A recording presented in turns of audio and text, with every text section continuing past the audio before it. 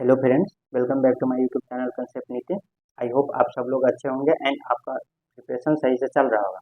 दोस्तों, आज हम लोग बात करेंगे बीपीएससी टीआरई 4 के रिगार्डिंग। बीपीएससी के एग्जाम कंट्रोलर ने आज भी प्रेस कॉन्फ्रेंस किया था। उन लोगों ने देखिए कैसे कैसे घुमा घुमा कर जवाब दिए हैं। आप लोग देखिए, पहला क्वेश्चन ये था मीडिया के द्वारा कि दो स्टेज में एग्जाम क्यों ले रहे हैं, बच्चे लोग विरोध कर रहे हैं। उनका ये तर्क था कि हर जगह हर चीज में जैसे एसएससी बैंकिंग मतलब हर जगह दो स्टेज में होने लगा है, इसलिए दो स्टेज करा रहे हैं। तो ये तर्क तो मान लीजिए ठीक है। दूसरा क्वेश्चन ये था मीडिया के द्वारा कि आप जीएस सिलेबस अगर पीटी मेंस करा भी रहे हैं तो जीएस सिलेबस क्यों डाल दिए। तो उनका ये कहना था कि जीएस सिलेबस तो पहले भी आता था, सिलेबस तो सेम ही है। उनको ये नहीं पता कि पहले पॉलिटी नहीं पूछते थे, इकोनॉमिक्स नहीं पूछते थे, पहले बस क्या पूछते थे जीएस में, जो एक एग्जाम होता था उसमें मॉडर्न हिस्ट्री रहता था, ज्योग्राफी रहता था, करेंट अफेयर्स रहता था, मैथ और साइंस रहता था। इसके अलावा और जीएस में कुछ नहीं आता है, उनको खुद पता नहीं है।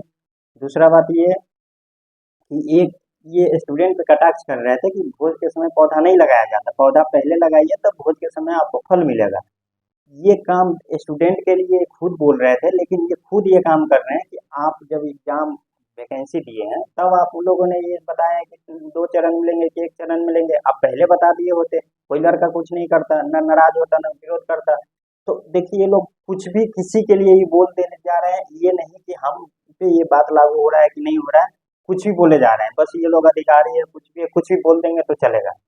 तीसरा क्वेश्चन था कि ऑप्शन ये ई क्यों। तो इनका कहना है, पहला तो ये कि आप इनका कहना था कि सब लोग बोल रहे थे कि सेटिंग होता है अंदर से, कि ऑप्शन अगर नहीं कलर होता है स्टूडेंट के द्वारा तो अंदर से सेटिंग हो जाता है और कलर कराकर।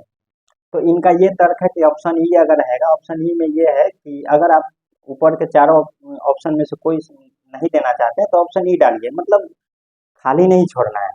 तो ये किसके लिए हुआ, जो सेटिंग नहीं करा पा रहे हैं और जो पढ़ के एग्जाम दे रहे हैं, तो इसमें निगेटिव लागू किए हैं कि अगर वो भी नहीं फिल करेंगे तो आपका निगेटिव लगेगा।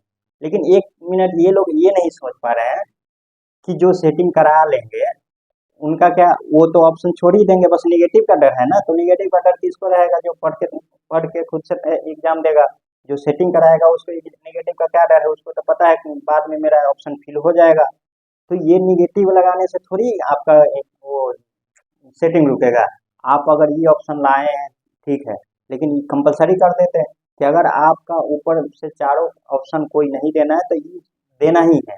आप नहीं अगर देंगे, 150 क्वेश्चन आप पूछ रहे हैं, अगर 150 में से एक भी कम क्वेश्चन का कलर हुआ है, आंसर दिया गया है, तो सबमिट नहीं होगा आपका। ये कर दीजिए, जैसे आपका एबीयू में था कि 50% ऑप्शन मिनिमम कलर होना चाहिए, तो आप इसमें वो कर दीजिए कि 100% होना चाहिए, तब आपका नहीं होगा। अगर आप कह रहे हैं कि ऑप्शन ई आने से सेटिंग नहीं होगा, वो भी अंदर से है, तो आप कैसे तर्क दे रहे हैं बताइए। मैं जो बोल रहा हूँ कि अगर कोई सेटिंग कराया हुआ लड़का अगर ऑप्शन ई भी नहीं देता है तो उसके केस में क्या होगा, या तो उसका सेटिंग नहीं होगा तो निगेटिव जाएगा, और नहीं तो सेटिंग हो जाएगा तो नहीं कलर किया रहेगा तो सेटिंग उसका हो ही जाएगा, तो आपका सेटिंग रुका कहाँ। समझ रहे हैं आप। चौथा क्वेश्चन ये था कि एग्जाम डेट पे इन्होंने ये बोला कि मैं अभी फॉर्म फिल नहीं करवाया हूँ, 1 से 30 तक फॉर्म का डेट है। 30 सितंबर को अगर फॉर्म फिल हो जाएगा तो हमको पता चलेगा कि कितने स्टूडेंट है नहीं है। मुझे अभी 5 लाख, एक बार में 5 लाख स्टूडेंट का क्षमता है एग्जाम कराने का। उससे ज़्यादा हुआ कैसे हुआ कितना हुआ उसके बाद हम लोग एग्जाम के बारे में सोचेंगे। पांचवा क्वेश्चन ये था कि डोमिसाइल। तो अब देखिए ये लोग कैसे कैसे घुमा रहे हैं। डोमिसाइल पे ये बोले कि ये मेरा काम नहीं है, सरकार का काम है। वैसे भी female category, EWS, EBC, BC सब कुछ मिलाकर इनका कहना था कि 72% तक आरक्षण है ही, बचा हुआ में से बाहर वाले भी रहेंगे। तो अगर इस पे के बाद भी अगर आप लोग नहीं मानेंगे तो इसमें सरकार का काम है, और सरकार, आप मंत्री क्या बोलते हैं कि ये बीपीएससी का काम है। मतलब इन लोग का देख रहे हैं कैसे वाला, हम लोग स्टूडेंट को क्या समझ रहे हैं, लोग खुद पढ़े लिखे है नहीं मंत्री साहब, ये लोग इधर से इधर घुमा रहे हैं।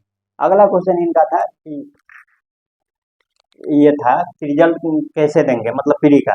तो रिजल्ट पे इन्होंने कहा कि एईटीओ में कम सीट था, लगभग 1000 या 935 कुछ था, तो उसमें हम लोग 10 गुना देंगे तो कितना हो जाएगा, 9000 हो जाएगा। तो उसका सब्जेक्टिव या जैसे भी मेंस कराना हो करा लेंगे। लेकिन टीआरई में इतने सारे स्टूडेंट हैं, 32,000 सीट्स है, तो 32,000 सीट्स पे अगर 10 गुना रिजल्ट देंगे तो लगभग 3.25 लाख कैंडिडेट होता है, तो उसका एग्जाम फिर कैसे करा लेंगे, फिर क्या फायदा है प्री और मेंस कराने का। इनका ये तर्क था कि इन्होंने सीधे कहा कि 2.5 गुना रिजल्ट देंगे प्री के बाद मेंस के लिए।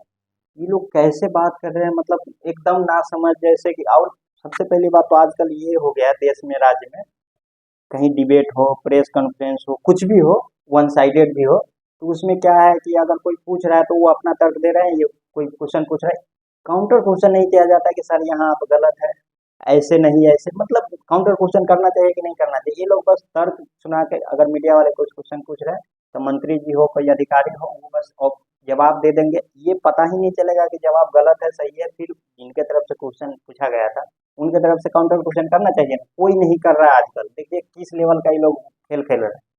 हम लोग को